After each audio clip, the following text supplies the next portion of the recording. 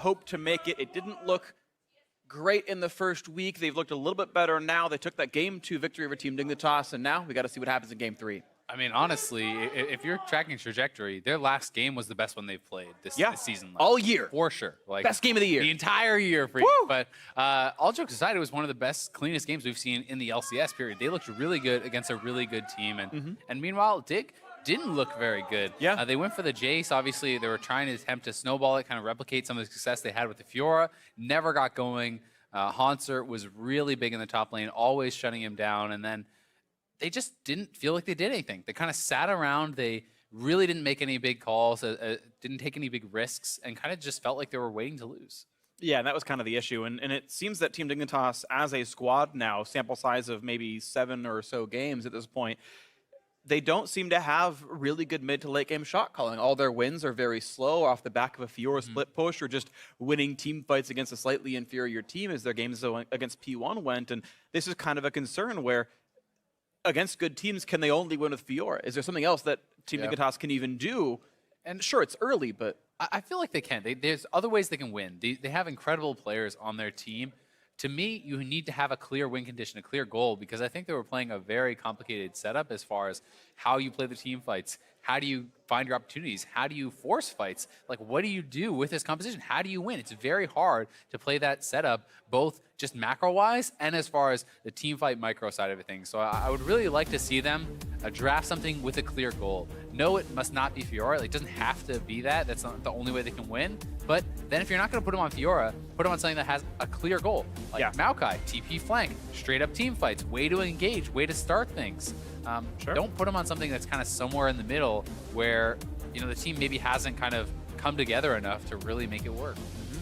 Well, we'll see what the plans end up being in this game. As Team Dignitas are back on the red side. We need to get counter pick at the end of phase 1 and counter pick at the end of phase 2. TSM actually still respecting of the Jace. As I scroll over my notes, they did ban it in game 1. TSM clearly were scared of the champion, even though it did not seem to play very well here. And that could be a red side thing where you get to pick it and then ban away Poppy, things like this. Certainly can be, and I also do think that Jace can work, but I like Jace a lot more in combination with tank junglers. You know, give yourselves a clear front line, a kind of a better go button. When you do go with something like the Kha'Zix, although it's obviously very strong in the early game, it doesn't kind of have that same explosive initiation. And someday will be put on something with a very clear goal. It's the Maokai. He's done really well in lane with it in general, even in tank versus tank matchups, carving themselves out sometimes a really big CS lead. And you know, his team fighting on is very strong. It gives Dignitas a very clear core from their soul lines. They can team fight, they can look for engages. It's pretty straightforward what you do here.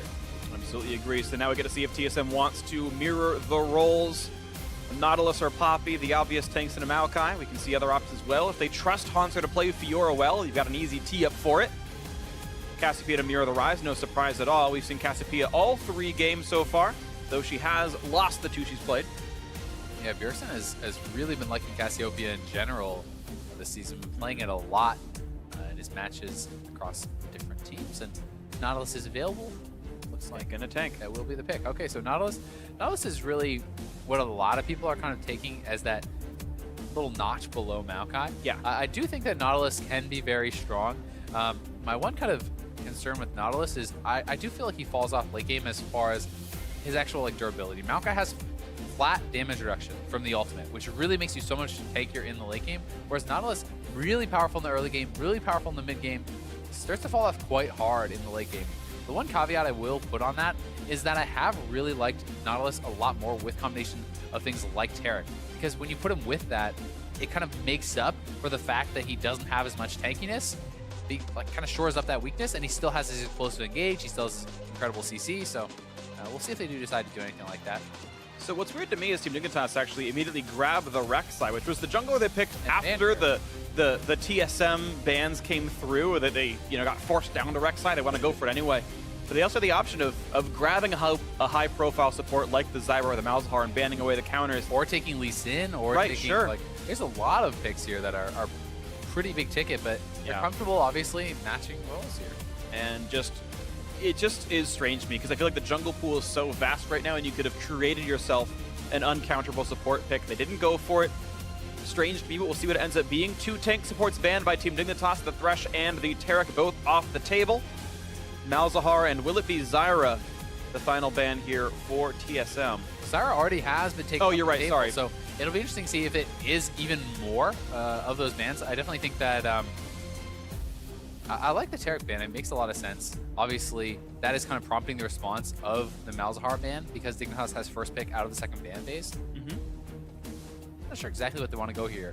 They can obviously take their first pick of those 80 carries, and this time it's looking like it may be Ashe, which would be a change up from the previous games. Right. They had taken Varus first. TSM had taken Jhin in the first game as their kind of high priority of the 80 carries. This would give us one of each of the triumvirate in each of the games, and very interesting. Outlawed 2 straight Ashe games now. Jhin in the first. Wildcard are going to maybe reprise his role on the Varus. Did, I think, the most damage in the game of the champion. Poke, of course, makes it look that way, but still 20,000 damage is 20,000 damage. It's not anything to shake a stick at. We'll see. Time's going to tick down, and they say, I'm going to go ahead with Yap. They're going to just mirror the champion here. Yeah, I would the same agree. bot lane as they did last game. The only kind of inflection point left really is if Dignitas has any sort of interesting support pick that they can do reactively to whatever Biofrost selects here, since they have saved their support as that last choice.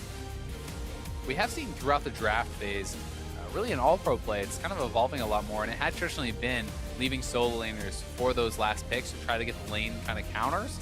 But as teams are doing it more and more, they seem to be more happy to pick their solo laners in the first round and avoid kind of getting banned out in that second round. So tank support once again. TSM back to back to back. Bot laner picks Taric, Thresh, then Braum.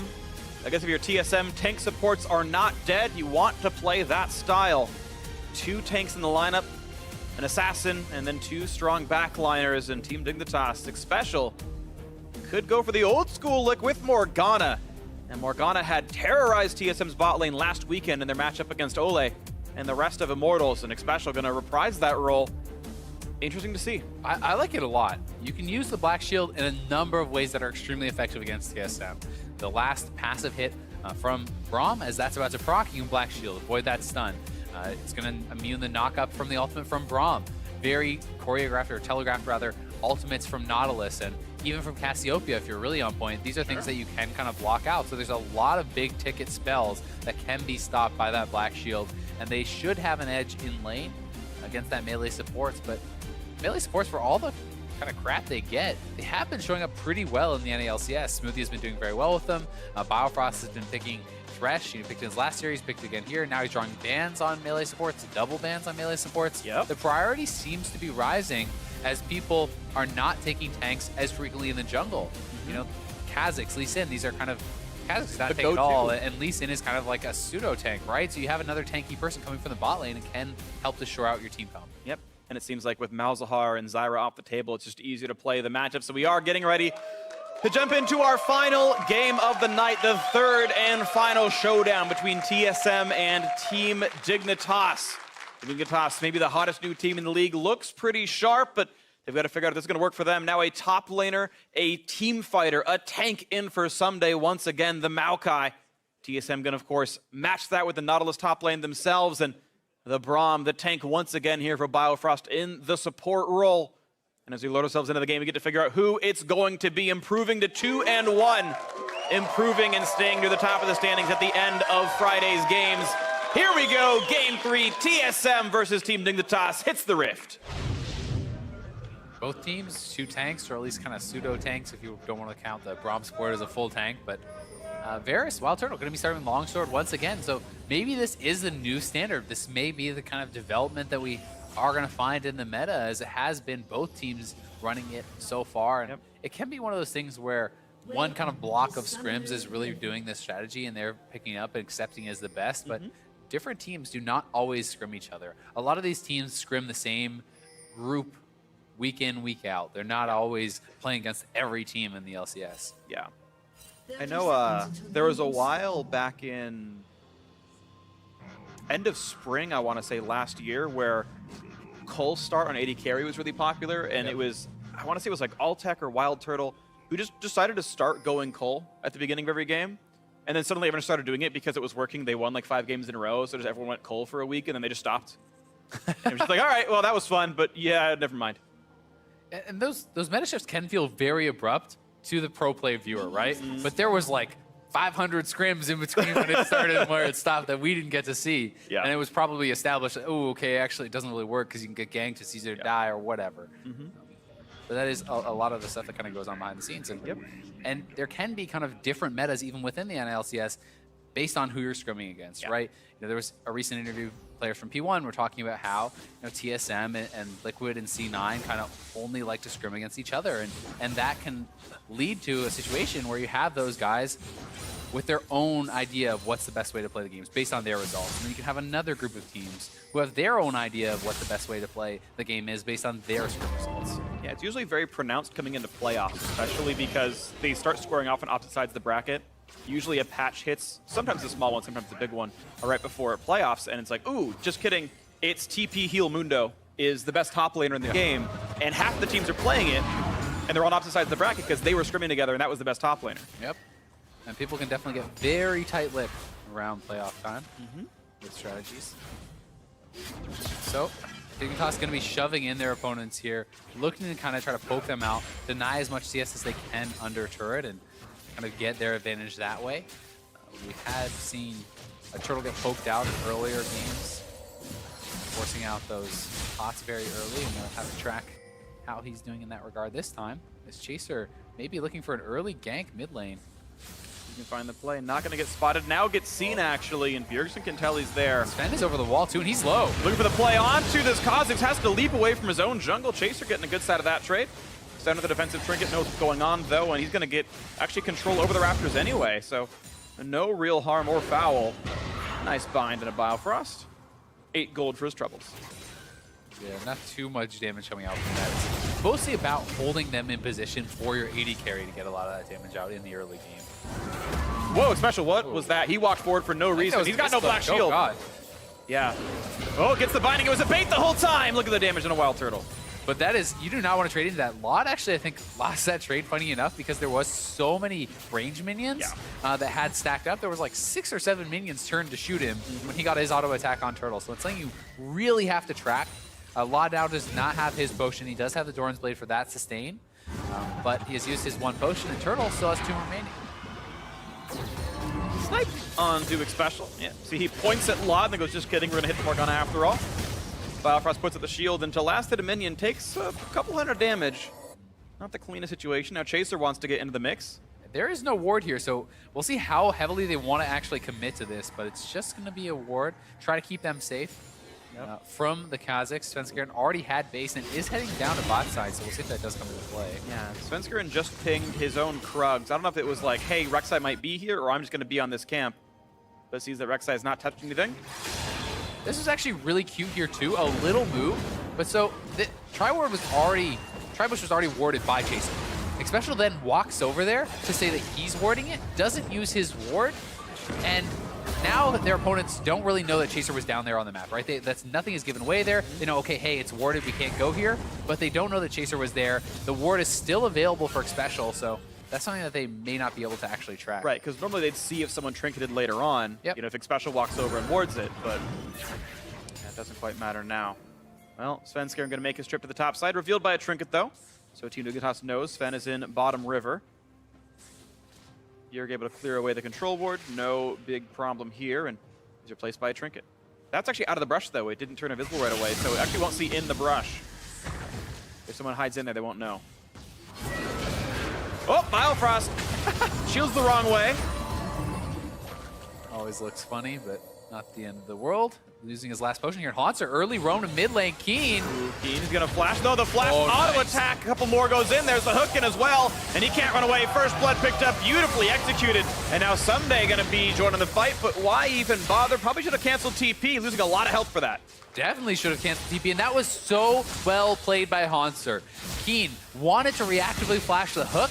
So Hauntzer flashes in, immediate auto for the root, has the hook for the follow-up, Miasma to follow that.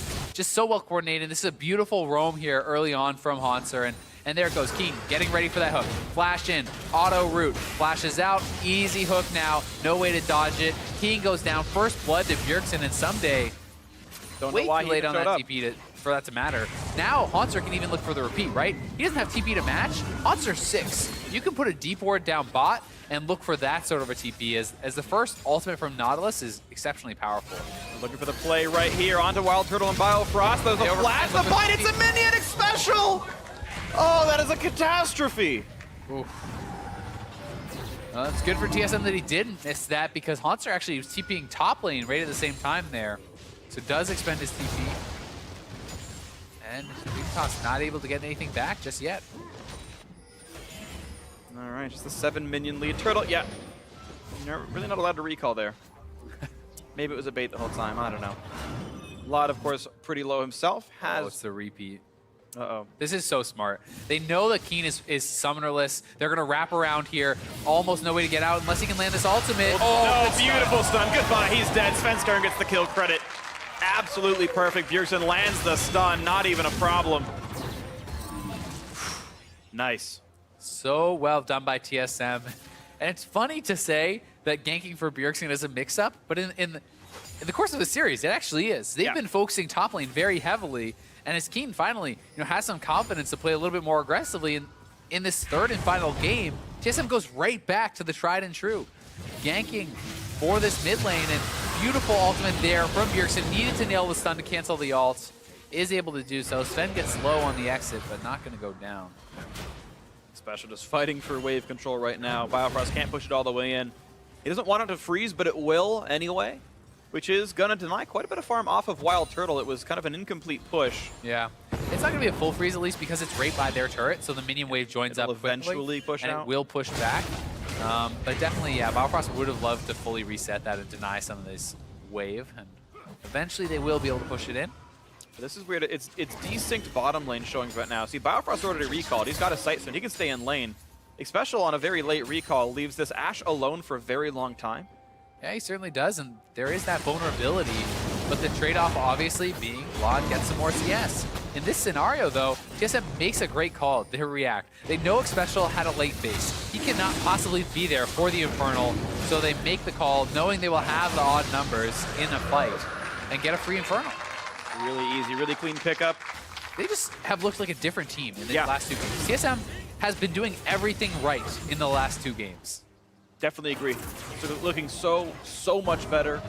900 gold in the lead, 2 kills up. All this is wonderful now for TSM fans. They finally got a team who's playing nothing like they have earlier in this LCS split. I mean, mid lane is really a problem. When you look at the farm, you look at the kills, you look at the summoner advantage, this can just keep happening to Keen. He's not playing with Cleanse. He's playing Ghost. If he gets caught by anything, he's just going to die, and they can keep looking to make these roams and really get mid lane out of control. And we've seen Bjergsen carry games so many times. He's been given the perfect position to carry from. Absolutely agree. Unless someday can keep Haunter pinned down and Chaser can find a way to pin out Svenskeren. I mean, right now, Chaser does have a level lead over his opposite member in the jungle. Theoretically, Chaser could try to control this Rek'Sai, or control this Kha'Zix, rather. We'll see. Both blue buffs handed off almost the exact same time. Bjergsen walking back in the lane at 8. Sven finally level 7 for himself. I mean, Chaser went for Tiamat early on. He's going to be able to power farm. He's not monogated whatsoever. You know, Sven is going to run out of mana. That slows him down. He's going for a warrior. It's kind of more about the burst than the AoE speed clear. But obviously, you know, TSM has been making those trade-offs, getting kills elsewhere. And oh, that's so cute. That sapling right there. Watches for the sapling play. Oh, they're going for it anyway, though. He has a head start. Coming. Flash. Ooh, tried to predict the hook, but someday makes sure to flash still toward the wall. And flash for not required flash, I suppose, but it still means pressure over the top lane. TSM swapped the lanes. They're going to rush for this turret, and well, they're out of minions right now. They've got to buy a few more seconds. Yeah, should be okay. First turret of the game. Once again a TSM, and I believe that's all 3 in a row they've gotten this. This is like a lane swap move. You don't really see those bot lane rotations to top before a turret goes down that often. And I really like that play, the mix-up from TSM. And they're going to keep pushing because Dignitas' bot lane has not based. We used to see us play a lot in summer LCS playoffs, right when the change came out. Yep. You had teams like CLG at 6 minutes every game. Everyone go top lane, knock the turret down ASAP, rush for the first turret gold, and they were strategies aimed at just acquiring that money. Vlad will be given solo gold in the bot lane outer turret, but it won't be that same influx of free gold from getting the first one, but he's going to die as many minions as he can. And finally, this turret will fall. He also, significant CS advantage for him, so they're going to be playing a lot around Lod, trying to funnel him that gold, see how strong this guy can be. And we do know that there's the opportunity on Ashe to really kind of turn around some of these plays, to look for some picks. But Bjergsen is taking the more kind of conservative summoner spell. He's playing Cleanse while Keen is not, and Keen has already been punished for that. That's the case. In teamfights, you'd think Black Shield would be enough, but it was 3v1 with no Morgana to be seen. I do want to point out the fact that Team Dignitas, I think, are playing this early game pretty well. Despite being down to first turret gold and 2 kills, the gold difference is only 600, so farm-wise, and that's a lot of it being Chaser and a lot of it being Lod right here. Of course, propped up by the turret gold, granted. Yeah, top lane heavily winning in CS, bot lane heavily winning in CS. You know, they're up in CS in the jungle, so it's trade-offs, right? Who is going to make the most of their advantages? Is it going to be TSM funneling all of this into Bjergsen? Can they continue to snowball this game and look around? Ooh. Nice, that landed. Flash gonna hook, gonna land the knockup as well. Chaser here, but it's a turret aggro versus 4. Biofrost gonna lose his life, just maybe. The final shot comes through, and Chaser flashes to safety. 1 for 0. Turtle dangerously low. Chaser gotta run away from this one. Still advantage Team Dignitas. They survive out of the turret.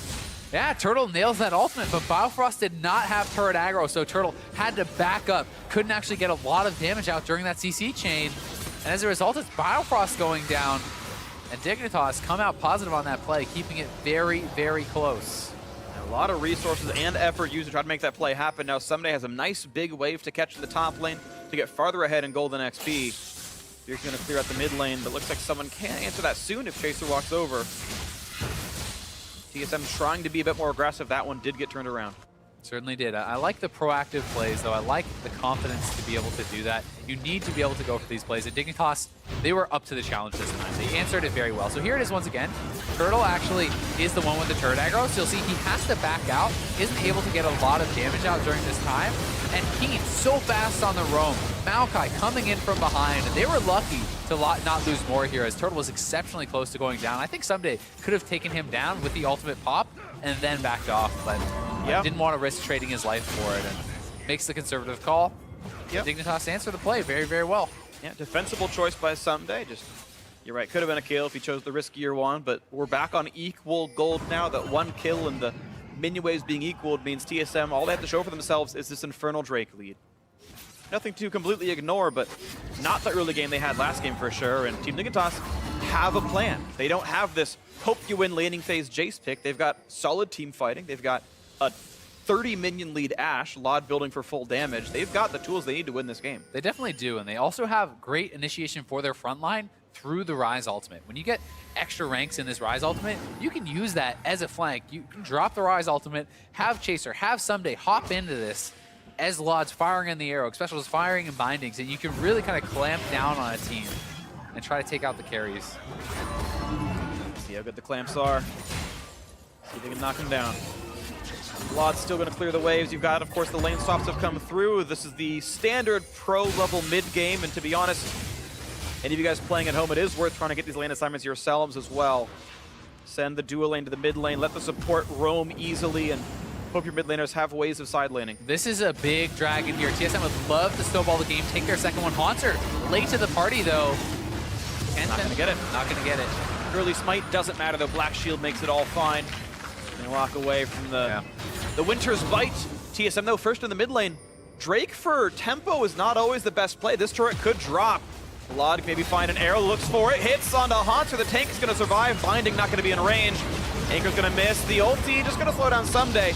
But that was Drake for tempo, and that tempo turned into a mid lane tier outer turret.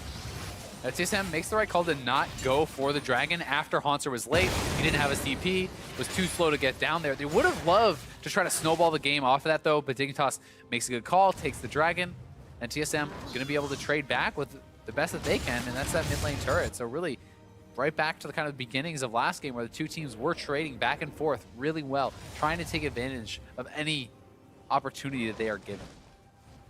See what they can get for this one. 800 gold lead TSM. Tools to work with. Yomu's Ghostblade done on Wild Turtle. Tiers still stacking. It's going to be a while, to be fair. 3 tiers total in this game to stack up. I actually quite like the fact that they have the Varus, the spellcaster Varus, paired with a Cassiopeia. Yeah. Because Cassiopeia really does kind of take the place of that AD carry with the consistent damage. You know, a lot of times you're looking at compositions with Spellcaster Varus against the Maokai, and you're like, how do you actually kill the Maokai? Yeah. Well, in this case, there's a clear answer, and it's Bjergsen. When he gets to his spell penetration, he is going to be able to pump out that damage and deal with something. Absolutely. We'll see if we can make that happen here. As they keep playing the wave clear game, and Turtle able to spam abilities constantly. Law doing a good job of dodging away from the poke. Notice Special is playing towards the back.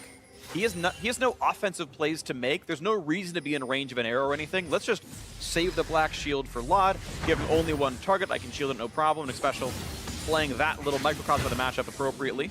Yeah, it reminds me a little bit of how you kind of play Tahm Kench support. Right. You don't want to be the guy who gets CC'd. You want to protect the guy who's going to get CC'd. And TP coming in from Sunday. Dignitas looking for a play. Looking to flank Are they Bjergsen, too maybe spread out? Scarin. Someday walks through a ward, says, hello, Sven, you went this way, but I want to find you. Stealth and a jump, and here comes the flash. The flash gonna land. Nowhere for Sven to go. Kill picked up. Bjergsen running and gets away with it, but the TP turns into a kill, turns into map control.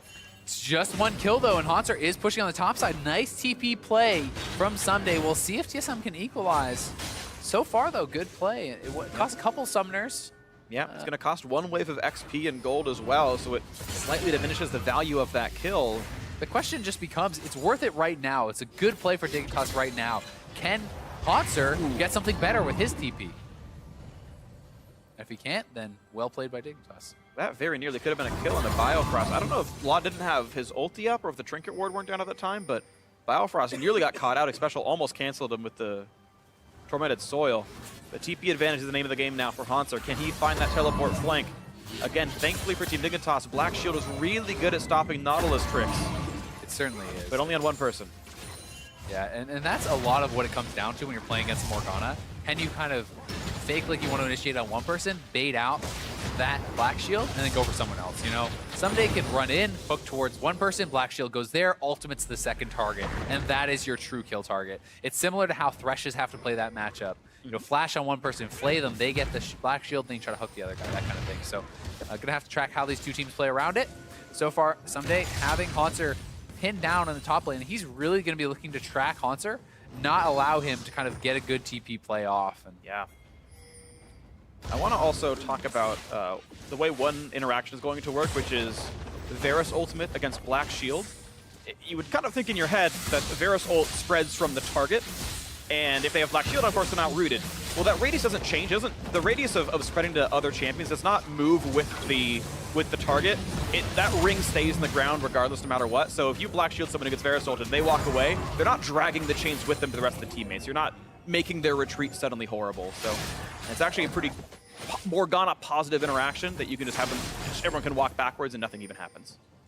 So we'll see if Special is going to be up to the task. Get some quick ones on that. Svenskeren on the side. TSM looking for a play, but Someday is coming down to support his mid laner.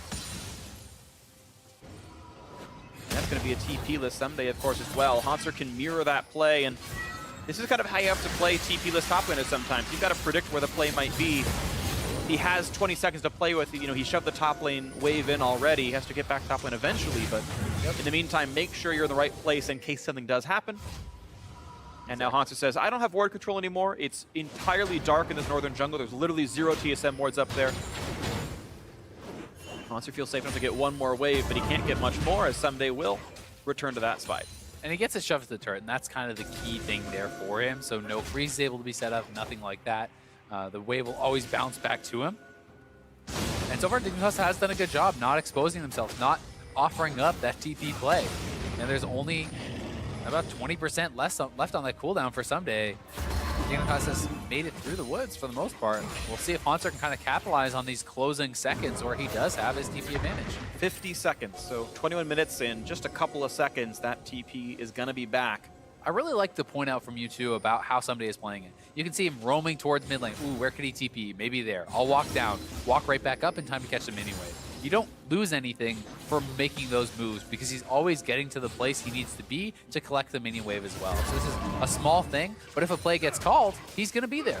And you can see the way the rest of the team is playing. Look how far back they are. Every single one of them on their side of the map. No one's even in sight range of the river, but that means that TSM gets ward control. They get to set up around this mountain drake. They've already got their own wards down. Team Dignitas have no vision, that ward notwithstanding, granted, but there's no one in range to stop this. So some of the defensive plays that were required via that TP play, under perfect play just manifests in TSM retaining ward control and getting a Drake for it.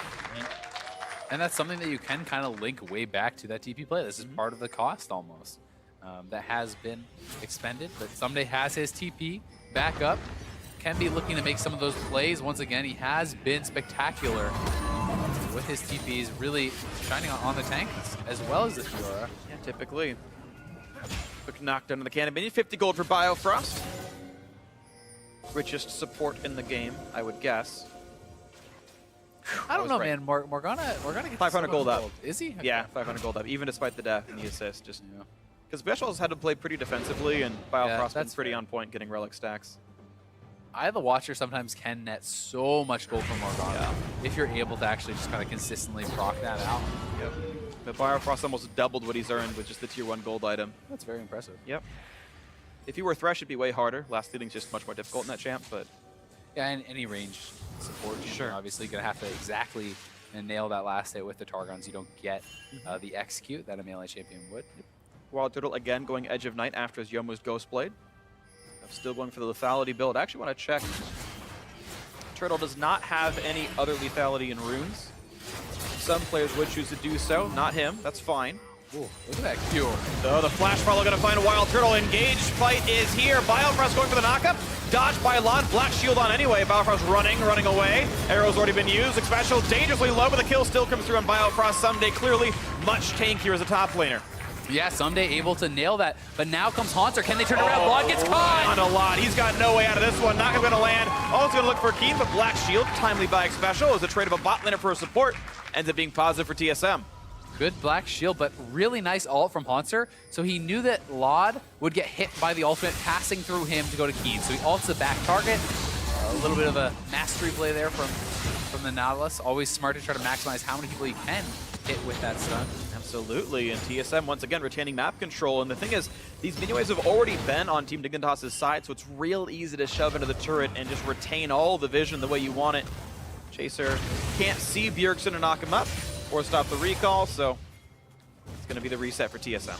Yeah, Someday looking to make plays once again, gets in onto Turtle, but Biofrost able to block up the Ash Arrow and the Morgana Binding, keeping Turtle alive, and Dignitas going for that chase down. They do eventually pick up Biofrost, but because of his good play, the rest of his team does stay alive, and now Haunter flanking in, catches Lod. You'll see he ults through, knowing it's going to hit both, knocks him up, Lod goes down. Keen will get out, but... Yeah. And that was actually a big misplay by Lod. One, he stayed to kill the minion wave. He's like, all right, it's 5v4, we're good, we got this game. And it's like, well, but Haunter is coming to flank you. And he lost a lot of time. And then he also flashed when he was guaranteed to die. He flashed like basically during his death as Haunter ganked him. So yeah, some missteps by Lod. He could have saved a bit more of himself. But again, 1-for-1, TSM controlling the advantage, 1,500 up. You can see how much damage Sven can deal. It's a big deal, though, because if you do have Ashe without that flash for the next team fight, you can get picked on, especially a lot easier by Svenskeren on the Kha'Zix, who's going to be looking for those deletions. And they're going to have to play around it once again. It's kind of like playing around their TP disadvantage. They have to play around the fact that their AD is down a flash a little bit. Oh, Turtle gets caught. A lot of damage. Flash, knockup, but there's no follow, and the damage isn't there for Chaser. No one else wanted to do the damage because the rest of the team was coming in. Lod cutting back, trying to stay alive. Here comes Sven for a bit more. Flash to follow. It's a special down. Chaser going to drop as well. Kill goes to Biofrost. Bit of revenge on that one, and Someday not long for this world either. Quick kill pick up. 3 for 0 TSM. A great hook on Nakeen. Make it 4 for 0.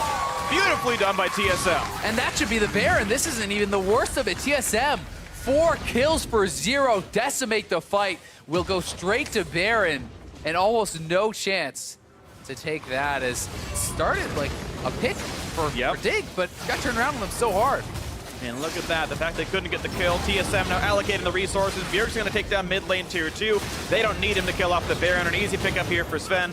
Heals himself up with the Void Spikes, and down it goes Baron, and a 6,000 gold lead for TSM. Really big for TSM, as they have looked good these last 2 games. Dignitas trying to make plays, trying to get those picks, but it is turned around on them, and here is how it started out. With ultimate there from Turtle, Lod nails his, but Haunter zoning out the carries. And Special shielded himself on accident, I think. Yeah, and I mean, Lod is just getting pushed out of the fight, and Biofrost has protected his carry. Chaser is isolated. He gets taken down. There's no threat from the backline as Lot is way too low. So Someday is just going to have to sacrifice his life. Then Keen hanging around way too long. He's going to get hooked in by Hanser. A good grab by him. Nets them another kill. And really, that was some great team fighting from Hanser. A lot of credit deserved by him to zone the carries and trust your backline to survive against the tank Rek'Sai. Yeah, the fact that Law's getting zoned out so easily despite having a black shield on your team, like that's a really free chase in to kill the Varus off, but being flashless, being afraid of Bjergsen roaming back in, he runs away, special black shield's the wrong target, and you know, all the health bars went down at that point, so it's TSM definitely executing much more cleanly, looking to ride this game home, and it's sub 30 minutes. They've got a sizable lead pretty early on. And they can even look to utilize their TP as Hanser has TP advantage. He's shoving in bot side, but they could try to set up the TP play top side if they want to go for that. You know, anytime Hanser backs off, Dignitas' top lane has to be very careful. They have to watch out for these TP flanks because Someday can't manage. Definitely cannot. You got to watch out for that. Baron buffs on all the members of TSM makes it pretty easy to keep the push going. They split up pretty sizably. Dual lane heads to the top side. That's going to be an easily taken turret. I don't believe there's an answer available. No, certainly not. Yeah, Sven's here. That's done for. Lead expands. TSM can look for a little bit more. All the tier 2 turrets gone except for the bot lane. And that's not going to be much longer either. Yeah, exactly. I think that one's going to be going down next. As Someday has backed off, I think at this point he knows he needs to group up with the team and try to make a play, try to get a pick. They need to hit someone with the Ash Arrow, the bindings, and take someone out because otherwise it's looking grim. Wild Arrow hits Biofrost. Don't know why I even looked for it there. Bio catches both. Good job by him. Disengaged regardless. There we go. Bot lane tier 2 gonna fall, and if you're trying to pull the trigger off Hanser being bot lane, they needed Someday close to the lineup there. Starting to see some cracks in the Team Dignitas armor. Oh no, he gave away local gold. Hanser, not greedy apparently, wants to join the mid lane. Yeah, I think that's the right call. Move over. That's the only way that something can really go bad there. Hanser was jumped onto by Someday, but not much threat of damage there. Wants to stick around the team. Knows that really for Dignitas, it's a desperation engage or it's backing off here. They don't have their pick tools. That turret has one hit on it. I think Dignitas will just back off. There we go. Taken down by the minions themselves. Not even champions required to knock that one out. Hook's going to land on a Someday. Can be quickly killed. The stun's there. The ulti's pop has to flash out of the team fight. Bramble tags just the tree, trying to knock him up. Black Shield lets him walk away. That's still mid lane inhibitor taken out. TSM furthering their control. And look at top lane. They prepped the wave. It's right there at the turret. TSM makes the easy rotation. Baron buff of the minions. Working on this turret as well. They're going to get it, no problem. Somebody's healed back up. Ulti's still on cooldown. They've got up the Chaser. The engage comes in. Keen's popped right away. Chaser's going to be next for that one. 2 for 0. Special for the third. Look at the damage up, but they've got Lot forced away. Bjergsen actually kills him with the poison. 4 for 0, and Someday is going to go down next. The clean ace, 5 for nothing. TSM went from 3 to 3 in kills to 12 and 3. The Baron, the entire base, the series itself, and TSM will improve to 2 and 1. Crushing Team Dignitas under their heels, saying, how dare you power rank them above us? TSM, trajectory upwards.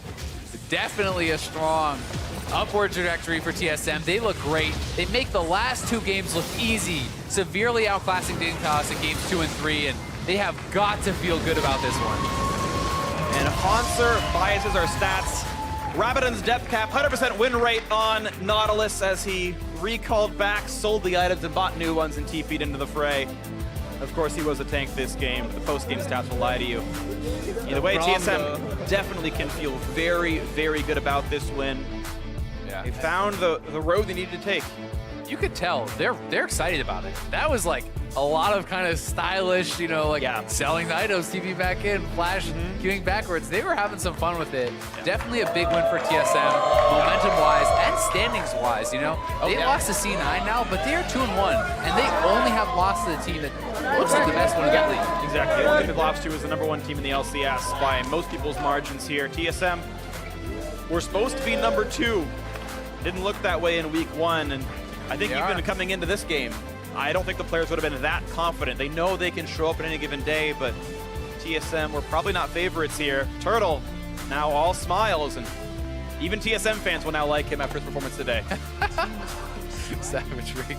Just saying, I made the joke earlier. Turtle's likable by everyone except the salty TSM fans. Now they're happy with Turtle as well.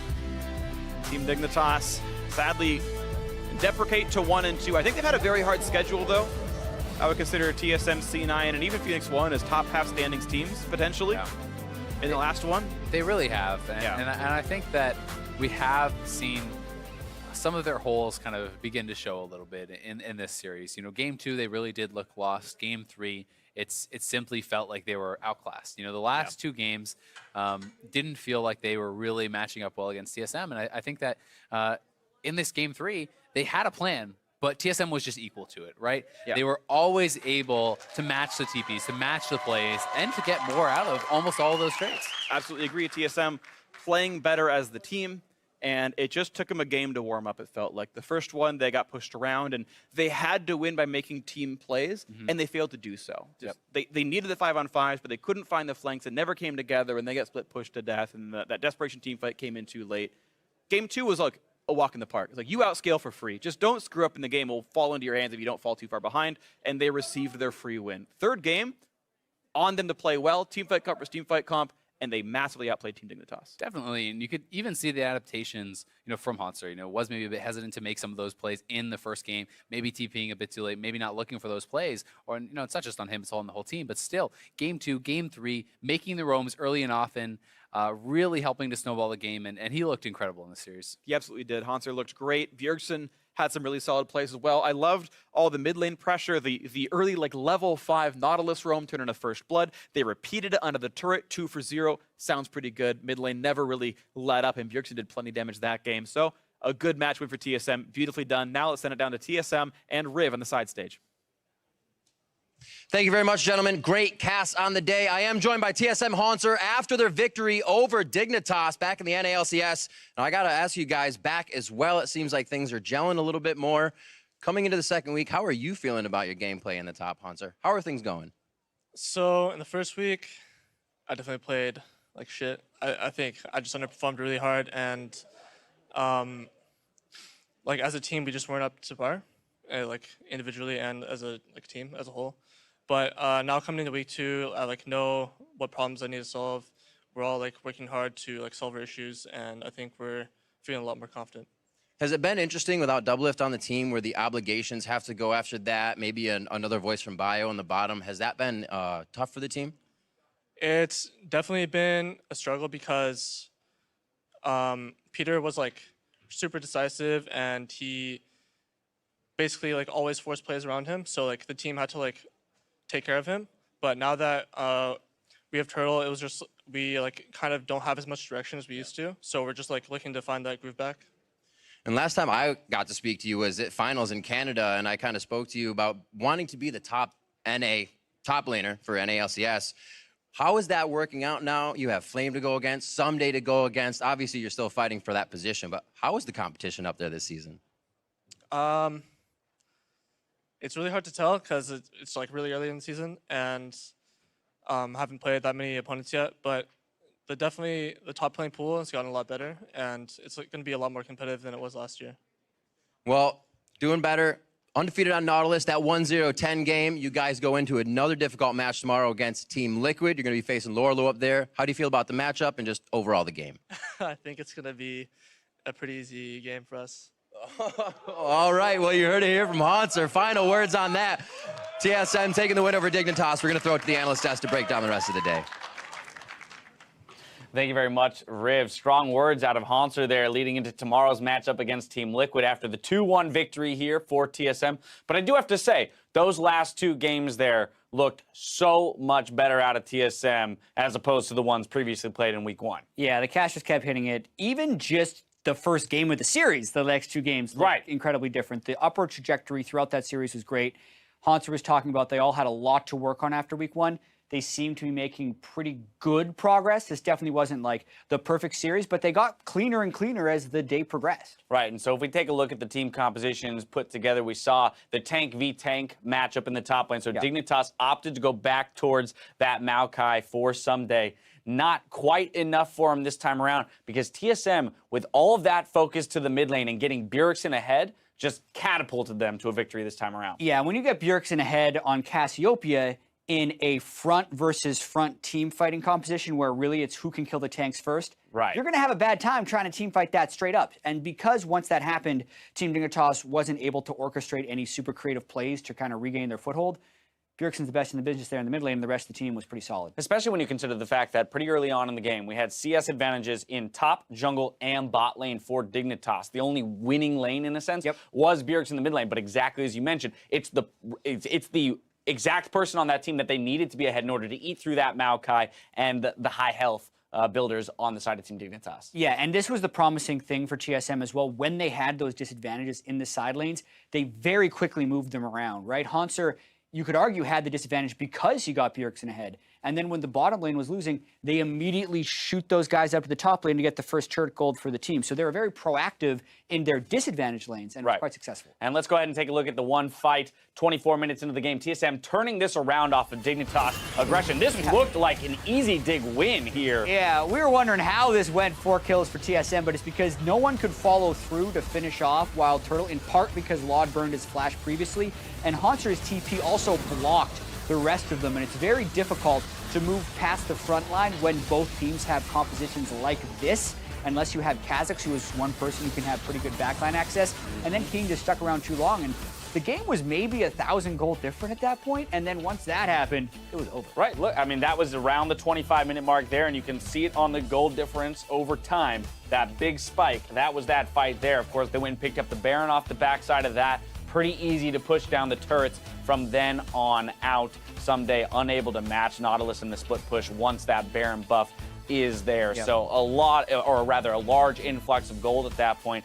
And TSM is clearly still capable, with Bjergsen at the helm, of closing out a game when ahead, right? It's just that up to this point, we hadn't seen them in this position too many times. Absolutely, and it is going to be an adjustment period for TSM.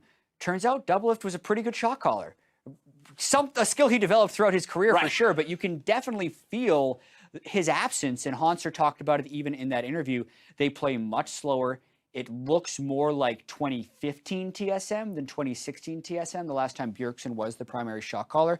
So they still need to find a way to accelerate that pace of game, because there were a lot of good things that came from TSM being so aggressive last year. I was about to say, whether or not Doublelift's individual calls were good or bad, kind of irrelevant. They were there. Yeah, what Haunter was saying is that that we had direction because he was an aggressive person who asked for things to get done. And if we follow up on it, then hey, that's action rather than inaction. So it's paying off for TSM here. When they're able to take action, they're going to have to figure out who is, whose shoulders that responsibility is going to land on. Now, if there is going to be criticism thrown towards any player here in this game, I do have to look at Wild Turtle on the side of TSM, missing a lot of Varus ultimates there. So mechanically still not necessarily hitting the mark, which I feel against the very top tier teams and in more and more high pressure situations could definitely bite them. He missed a lot of skill shots, and he also had a few oopsies throughout the series, like the time where he got caught in the bot lane, recall shop, he gave a free kill over onto Kha'Zix. I believe that was in game 2. Yep. Very low percentage, as we mentioned, on ultimates, which are key abilities when they're running pick compositions like that. And they didn't have laning phase victories. Mind you, they weren't picking themselves into winning situations, but that is definitely a very clear area for improvement. Yeah, but a player who stepped up in this game was Haunter. From the top lane, we saw a very early roam down to the mid lane, the flash auto on Nautilus to get the root. Absolutely loved what is, as mechanical a play as Nautilus can muster. But, he has found a way to affect the map as a pretty much solely tank player and get Bjergsen ahead as their main carry. Yeah, I think there will be arguments for Haunter in game 2 on the Poppy as well, but it's kind of just who is able to find the way to get the team the first advantage, because those are the hardest to come by. Yep. I like the fact that Haunter also was able to step up against Someday after Someday had such a dominating game 1, and you could kind of tell that TSM really they learned almost how to deal with him throughout the series, and Haunter made a ton of plays throughout that game. Right, it would be easy to roll over and take your lickings after a loss against a Fiora like that, but he turns it around. TSM picks up the victory with 2 more matches under our belts. Let's go ahead and take a look at the standings. FlyQuest is now in sole position. FlyQuest, what are you doing up there at the top of the tables? 3-0, but hey, They earned it. Then, with their win, TSM holds on to 3rd place at 2-1, leaving CLG and Team Dignitas tied for 7th place after today's games. But plenty can change as we still have a weekend of games ahead of us. Tomorrow on NALCS 1, we have Immortals facing off against Cloud9, with TSM loading back into the battle arena to play Team Liquid. That's a big one. That Haunter and Lorlo matchup will be fun to watch, especially after the commentary in that interview. Then on NALCS 2, Envy take on Phoenix 1 with Echo Fox versus Team Dignitas later in the day. So we already mentioned this Team Liquid TSM game. How do you expect that to play out, especially with how well Lorlo has been playing so far this split? Exactly, and also you say Team Liquid lost to FlyQuest. Maybe they were a little shaky, but it turns out FlyQuest is playing very well. This game will tell us a lot, especially because TSM is starting to play a little cleaner, and Team Liquid has some time to pick things up. If it turns into another one of those top lane focused games, so much of it does actually swing on that draft phase. Because I feel like if TSM is able to manipulate tank versus tank matchups, they're heavily advantaged. So if Lorlo, I feel like, wants to have an edge, they have to find a way to give him a winning lane. Exactly. I mean, Haunter has illustrated today that he can go up against other top-tier top laners in someday. Lorlo, who's been performing both on the carries and the tanks, should be able to be kept under control if Svenskeren makes his visits up there. The mid lane is where I'm looking. Bjergsen against, say, Golden Glue or Link, if they decide to bring him in, seems even more lopsided to me than Bjergsen versus Keen. Exactly, and I think that's why TSM would have the advantage in the tank matchup, because so much of that depends on how good your damage is and how well they can cut through the front line. Right. Bjergsen's Cassiopeia play has been very good so far this year. Well, TSM's got a win under their belt this weekend. They'll be moving in tomorrow with some confidence. From all of us here, though, on the live broadcast crew, we got to thank you for joining us, and we'll see you here tomorrow. So have a good night.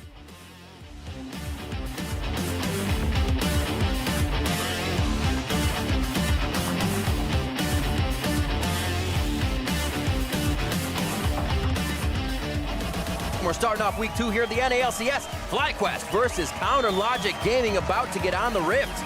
Ooh, that is a whole lot of damage. Feeling the pain through the screen. Moon getting caught up in the slalom of the video. One last attack. Can you double in? Yep. Nice.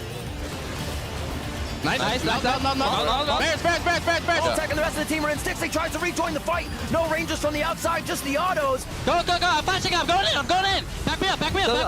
We're here. We're fine. We win. Wait, you're a weeb. I'm Matt. You must be. You have a fucking body pillow. Yeah, that I got from fucking Anime body Baku pillow. for free. Ooh, that was almost a root there. High over the wall. 80 down. Zell. Yeah, I got him. I block it. Dive him. FlyQuest coming out with another 2-0 to start week 2. 바로 카직스 높. 나이스. A little bit too much damage. Rise somehow gets the last hit. They're going to go ahead and top down one of the turrets, and Bjergsen's going to be there to stop it. Oh, the Executo wins the game thanks to Someday in the base. That was perfect. Oh, but Someday has no summoners now. He's going to get kicked There's the quick kick, clean as you like it. There's the kill picked up also. Chase the flash. Go back. Don't chase him. Go back. The special down. Chase are going to drop as well. Kill goes to Biofrost. Bit of revenge on that one, and Someday not long for this world either. Quick kill pick up. 3 for 0 TSM. A great hook on Nakeen. Make it 4 for 0. TSM, they look great. They make the last 2 games look easy.